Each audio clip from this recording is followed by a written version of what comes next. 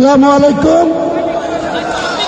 যারা এসবিআই এর ট্রাস্টির অ্যাকাউন্টে টাকা ঢুকাচ্ছেন তাদের করে জোরে অনুরোধ করছি, লিমিট ক্রস করে গিয়েছে। এসবিআই অ্যাকাউন্টের চিফ ম্যানেজারের সঙ্গে কথা বলেছি, আজকে কোনো মতেই